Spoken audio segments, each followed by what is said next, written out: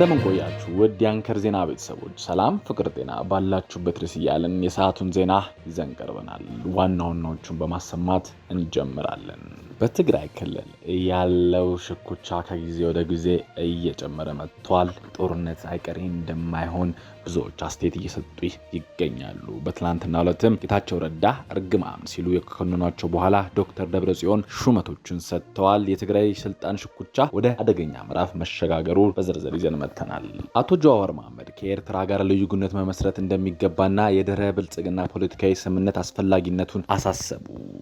በበይነ መረብ በተካሄደ ይህ የብዙ ፖለቲከኞች ስብስብ ፖለቲከኛው አቶ ጀዋር መሐመድ ቲክቶክ ላይ በተዘጋጀ የውይይት መድረክ ላይ ባደረጉት ንግግር በኢትዮጵያ ታሪክ ውስጥ የሚፈጠሩ ጊዜያዊ ፖለቲካ ትብብሮች ያላቸው አደጋ አሁን ላይ ሀገሪቱ ስለሚያስፈልጋት ፖለቲካ ራዕይ እንዲሁም ከኤርትራ ጋር ስለሚኖረው ቀጠናዊ ትስስር ሰፋ ያለ ትንታኔ ሰጥተዋል። አዲስ አበባ በስጋት በሀዘን ውስጥም የከተተው የሚስ ወርልድ ኢትዮጵያ እህት ጥቃት ብዙዎችን አሳዝነዋል። በአንድ በኩል የሀገርን ስም በዓለም አቀፍ መድረክ ከፍ ለማድረግ በሚደረግ ብሩህ የደስታ ዝግጅት፣ በሌላ በኩል ደግሞ ድንገት ቤትን የሚያንኳኳ የሞት ጥላ የ2026 የሚስ ወርልድ ኢትዮጵያ አሸናፊና የባል አምባሳደር የሆነችው ሞዴል ሩት ይርጋለም ቤተሰብ መቼም ቢሆን ጠብቆት በማያውቁት ጥልቅ ሀዘን ማዕበል ተመትተዋል። ብዙዎች የአዲስ አበባ ነዋሪዎችንም የዜና ረብሿል። በዚህ ዙሪያም ዝርዝር መረጃ ለእናንተ ይዘናል። የወልቃይት ጠገዴ በጠለምት አማራ ምሁራን ማህበር ለትግራይ ልሂቃን የፖለቲካ መሪዎች የጋራ ትግል ጥሪ አቅርበዋል።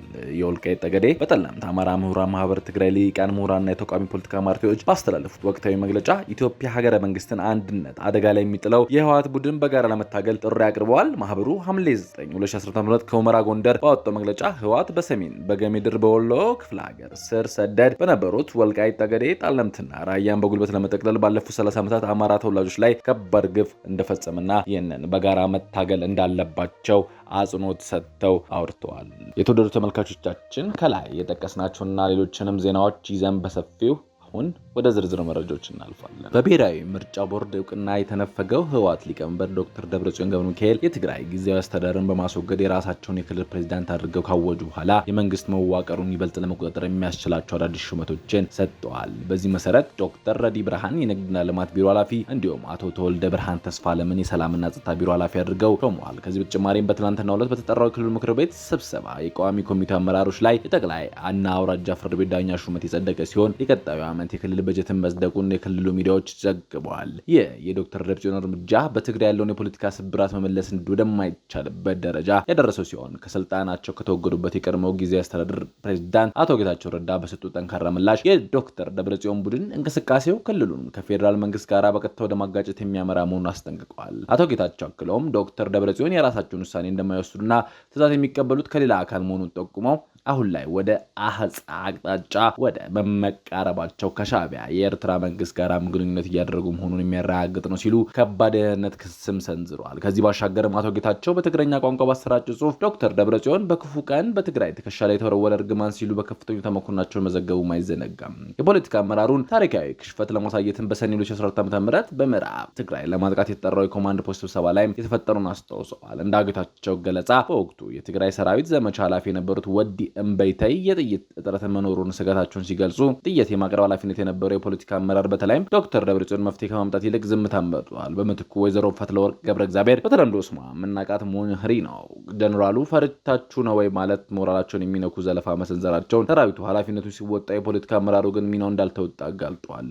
በአጠቃላይ በትግራይ ክልል ፖለቲካ በአንድ በኩል ዶክተር ደብረጽዮን ክልሉን በሙሉ በእጃቸው ለማድረግ የሚያደርጉበት እርምጃ እና በሌላ በኩል በአቶ ጌታቸው ረዳ በኩል የሚሰነዘሩ የውጭ ሀገር ኤርትራ ጣልቃ ገብነትና የእርግማን ክሶች ታጅቦ እጅግ ወደ ተወሳሰበና የፌዴራል መንግስቱን ጭምር ሊያሳትፉ የሚችል የፖለቲካ ቀውስ ውስጥ መግባቱን አዝማሚያዎች ያሳያሉ ሲሉ ተናግረዋል። ከዚህ ጋር በተገናኘም ትላንት በቲክቶክ ላይ አቶ ጀዋርን ጨምሮ የተለያዩ ተንታኞችና ፖለቲከኞች እንደተናገሩት ፖለቲከኛ አቶ ጀዋር መሐመድ በቲክቶክ ላይ በተዘጋጀው የውይይት መድረክ ላይ ባደረጉት ንግግር በኢትዮጵያ ታሪክ ውስጥ የሚፈጠሩ ጊዜያዊ የፖለቲካ ትብብሮች አሊያንስ ያላቸው አደጋ አሁን ላይ ሀገሪቱ ስለሚያስፈልጋት የፖለቲካ ራዕይ እንዲሁም ከኤርትራ ጋር ስለሚኖረው ቀጠናዊ ትስስር ሰፋ ያለ ትንታኔም ሰጥተዋል። በኢትዮጵያ ታሪክ ውስጥ ንጉሱም በመቀጠልም ደርግን ለመጣል የተፈጠሩት ፖለቲካዊ ትብብሮች ጊዜያዊ ጠላትን ከማስወገድ ባለቀ ዘላቂ መፍትሄ እንዳላመጡ አቶ ጀዋርም ተናግረዋል። ደርግን ለመጣል የተፈጠረው ትብብር የአማራ ልሂቅ በማግለሉ አዲስ የፖለቲካ ስርዓት እንደወለደ ሁሉ ከ2018 እስከ 2020 የነበረው ትብብርም ትግራይን በማግለሉ ሀገሪቱ ወደ ጦርነት ማስገባቱ ማስታውሰዋል። በአሁኑ ወቅትም የማዕከላዊ መንግስት ውድቀት ተከትሎ አብይን ለመጣል ብቻ ተብለው የሚፈጠሩ ትብብሮች ከፍተኛ አደጋ እንዳላቸው ያስጠነቁት ፖለቲከኛው የፖለቲካ ኃይሎች መንግስትን ከመጣም ባለፈ ከአብይ አህመድ ወይም ከብልጽግና በኋላ የምትመጣው ኢትዮጵያ ምን አይነት አስተዳደርና ማህበራዊ ደረጃት ይኖራታል የሚለው ዘልቃዊ ራዕይ አስቀድሞ ሊወያዩና ስምምነት ላይ ሊደርሱ እንደሚችል አሳስበዋል። ይህ ካልሆነ ግን ሀገሪቱ ወደ ሌላና ወደ ትርምስ አዙሪት ውስጥ እንደምትገባ ማስጠንቀቀዋል። የፖለቲካ ምህዳሩ መዝጋትና የውጭ ጣልቃ ገብነት በተመለከተ ባነሱት ሐሳብም የፖለቲካ መድረኩ ዝግ በሚሆንበት ጊዜ ሰላማዊ ትግል አማራጮች ቦታውን ለጠመንጃ እንደሚያስረክቡ ገልጸዋል። የትጥቅ ትግል ጀመረ ማንኛውም ኃይል ደግሞ የጦር ድጋፍ ለማግኘት ሲል ከሌሎች ውጫዊ ኃይሎች ጋር በመተባበር እንደሚገደድ አብራርተዋል። ኢትዮጵያ ውስጥ ያሉት የውስጥ ቀውሶች ለግብጽ በውጭ ፖሊሲ ትልቅ ክፍተት መፍጠራቸው የጠቆሙት አቶ ጀዋር ግብጽ የኢትዮጵያን የውስጥ ቀውስ ማባባስ ከጎረቤት ጋር የማጋጨትና ዓለም አቀፍ ፋይናንስ እንድታገኝ የማድረግ ስትራቴጂን እየተከተለች መሆኑን ማስታውቋል። በተጨማሪም ኢትዮጵያ በሱዳንና በሌሎች በደቡብ ሱዳን የተከተለችው የተሳሳተ አካሄድ ሱዳን ከኢትዮጵያ አማጽያንና ከኤርትራ ጋር እንድትሰለፍ መገፋፋቱንም ተናግሯል። ከኤርትራ ጋር ሊኖር ስለሚገባው ልዩ ግንኙነት ሰፊ መረጃ የሰጡት አቶ ጀዋር ኢትዮጵያና ኤርትራ እንደ ባዕድ ሀገር ማየት ስህተት መሆኑን ጠቅሰው ሁለቱ ሀገራት ግንኙነት ያላለቀ ፍቺ መሆኑን ገልጸዋል። የሁለቱ ሀገራት ሀገረ መንግስት ግንባታና የደህንነት ስጋት እስካልተፈጠረ ድረስ ኤርትራ ሆነ ኢትዮጵያ ሰላም እውን ሊሆን እንደማይችል ማስምረውበታል። የሁለቱ ሀገራት ኢኮኖሚና ሰላም እጅግ የተሳሰረ መሆኑን በማንሳትም የኢትዮጵያ ኢኮኖሚ እንዲያደግ በምስራቅ አሰብን በሰሜን ደግሞ ምጽዋን ማግኘት ግድ እንደሚለው ሁሉ በኤርትራ በኩልም ኢኮኖሚያዊ ለማሳደግ በኢትዮጵያ ሰፊ ገበያ ማግኘት ግድ እንደሚያስፈልጋትም አስረድቷል። የትውልድ ከቀድሞዎቹ የኢህአዴግ ኦነግና ህወሓት ፖለቲከኞች ትርክቶች ወጥቶ በሰፊው ሀገራዊ ኮሚሽን እና ቀጠናዊ ትስስር ላይ ሊያሳስብ እንደሚገባ ጥሪ አቅርበዋል። አሜሪካና እንግሊዝ እንዳላቸው አይነት ልዩ ግንኙነት በኢትዮጵያና በኤርትራ መካከልም ሊገነባ እንደሚገባ ያሳሰቡት ፖለቲከኛው የሁለቱ ሀገራት ማህበራዊ፣ ፖለቲካዊ፣ ኢኮኖሚና ደህንነት ጉዳዮች ቀስ በቀስ ካልተሰሩ በስተቀር ሁለቱም ሀገራት ህዝባቸውን ህልም ማሳካት እንደማይችሉ አስጠንቅቋል። በአዲስ አበባ በስጋትም በሀዘን ውስጥ የከተተው የሚስ ወርልድ ኢትዮጵያ ህዝብ ጉዳይ ብዙዎችን እያናገረ ይገኛል። ለዘሀበሻ በደረሰው መረጃ እኛም እንደደረሰን የዚህ ልብ ሰባሪ ታሪክ ሰለባ የሆነችው የሩት ታላቅ እህት ወጣት ቅዱሳን ይርጋለም ነች። በመሃል አዲስ አበባ አካባቢ ቤተል አካባቢ በሰላም ትኖርበት ከነበረው ሞቆተማ ቤቷ በተንኮል ተጠርታ ከወጣች በኋላ ዳግም ወደማትመልስበት የጨለማ መንገድ ታፈና ተወሰደች። አጋቾቹ የሰውነቷን ክብርና ርኅራኄ ወደ ጎን በመተው የዚችን ወጣት ህይወት በገንዘብ ተመን ቆርጠው ለቤተሰቡ የ2 ሚሊዮን ብር የበዛ ጥያቄ ያቀረቡ። ቤተሰብም በጭንቀትና በስጋት መሃል ሆኖ የሚወዳትን ልጅ ህይወት ለማትረፍ ሲንገዳገድ የዛች ጨካኝ አጋቾች ግን አንዳች ርኅራኄ በልባቸው አልነበረም። ገንዘቡን ቢጠይቁም ምንም ሳያቅማሙ የቅዱሳንን ለጋ ህይወት ባሰቃቂ ሁኔታ መቅጨታቸው ተነግሯል። ይህ መሪር እውነት የተረጋገጠው አዲስ አበባ እና ኦሮሚያ ክልል ፖሊስ ባደረጉት ከፍተኛና የተቀናጀ ክትትል ወንጀሎቹን ለህግ ከማምለጥ ሲሞክሩ በቁጥጥር ስር ከዋላቸው በኋላ ነው። አጋቾቹ በቁጥጥር ስር ውለው ከተደረገባቸው ምርመራ እቺን ንጹህ ነፍስ ያጠፉበትና የተጣለበትን ስፍራ ለፖሊስ ጠቁመዋል። የፖሊስ ቡድን ወጣቷን በህይወት ለማግኘት የነበረው ተስፋ ተሟጦ በምትኩ በጭካኔ የተርቦሳ ላይ ሊያገኛት ችሏል። ለሀገሪቱ ትልቅ ራዕይ ሰንቃ የኢትዮጵያ ቱሪዝም እሴት ለዓለም ለማስተዋወቅ በዝግጅት ላይ የነበረችው ሩት ይርጋለም የኔ ሞት መርዶ ሲያጋጥማት ሁሉንም ሀገራዊ ተልዕኮና ህልሟን ወደ ጎን በመተው እያለቀሰች ወደ ቤተሰቧ ጉያ ተመልሳለች። የሚስ ወርልድ ኢትዮጵያ አዘጋጅ ኮሚቴም የደረሰውን አሰቃቂ ድርጊት በከፍተኛ ሁኔታ በመውገዝ ሞራል እና ለሞዴል ሩት ለቤተሰቦቿ ለወዳጆቿ ልባዊ መጽናናትን ተመኝቷል። ፖሊስ ላደረገውም የተቀናጀ ትብረትም አቅርበዋል።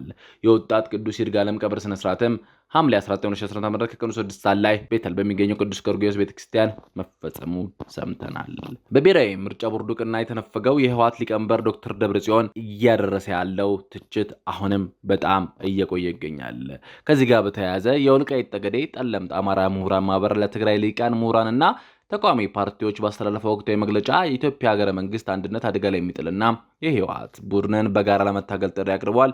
ማህበሩ ሐምሌ 19 ቀን 2014 ከሁመራ ጎንደር ባወጣው መግለጫ ህወሓት በሰሜን በገሜድር በወሎ ክፍለ ሀገር ስር የነበሩትን ወልቃይት ጠገዴ ጠለምትና ራያን በጉልበት በመጠቅለል ላለፉት 30 ዓመታት በአማራ ብሔራዊ ተወላጆች ላይ ከባድ ግፍና የዘር ማጥፋትና የጅምላ ጭፍጨፋ ፈጽሟል ሲሉ ወንጅለዋል። በዛሀበሻ በተመለከተው መግለጫ ላይ እንደተጠቀሰው የአካባቢው ህዝብ ከነጻነት በኋላ ራሱን በራሱ እያስተዳደረ የሚገኝ ሲሆን የማንነትና አስተዳደራዊ ፍላጎቱን በግልጽ በአማራ ክልል ስር በመዋቅር መሆኑን ደግሞ ደጋግሞ አረጋግጧል። ህዝቡን ከተከዜ ወንዝና ማዶ ያለው የትግራይ ማንነት ወሰን እንደሚያከብር ሁሉ ከትግራይ በኩልም የአማራ ማንነትን ወሰን ሊከበር እንደሚገባ የተገለጸ ሲሆን ከትግራይ የሚመጣን መልካም ጎረቤትነት እንጂ የህወሓትን አስተዳደር ፈጽሞ እንደማይቀበል ታውቋል። ማህበሩ ለትግራይ ልሂቃን የፖለቲካ አመራሮች ባቀረበው ጥሪ 4 ዋና ዋና ለፍቶችም እንደሚጠበቃቸው አመልክቷል። እነዚህም ህወሓት በአማራ ተወላጆች ላይ ለፈጸመው የዘር ማጥፋት ወንጀል እውቅና መስጠት፣ ለተጎዱ ወገኖች ፍትህ ካሳ እንዲሰጥና አጋርነት ማሳየትም ለወንጀል ለዳግም ጦርነት እንዲዘጋጁ የህወሓት አመራሮች ለፍትህ አሳልፎ ለመስጠት እንዲሁም እነዚህ አካባቢዎች ላይ የታሪክ የአማራ ግዛት እንደነበር በ1993 በጉልበት እንደተወሰዱም አምኖ መቀበላቸውን ገልጸዋል። ማህበሩ መግለጫውን ሲያጠቃልል የትግራይ ህዝብ ልሂቃን ችግሩ ውጫዊና ውስጣዊ ከማድረግ ይልቅ ወደ ውስጥ በመመልከት ግማሽ ክፍለ ዘመን በላዩ ላይ የተጫነው ህወሓት ኦዲት ሊያደርጉት እንደሚገባ ማሳስበዋል። የትግራይ ተወላጆች በስማቸው የሚያደርጉትን የጦርነት ዝግጅት በስም አይደረግም በማለት በተግባር እንዲቃወሙና ከአማራ ህዝብ እንዲሁም ከሌሎች ኢትዮጵያ ብሔረሰቦች ጋር በመቆም ታሪካዊ ሞራላዊ ኃላፊነታቸውን እንዲወጡ ጥሪ ቀርበዋል። የተወደዱ ተመልካቾቻችን ለሰዓቱ የያዝናቸው ዜናዎች እኚህን ይመስላሉ። የዩቲዩብ ገጻችንን ሰብስክራይብ፣ ሼር፣ ላይክ በማድረግ አጋርነታችሁን አሳዩን። ሰናይ ጊዜ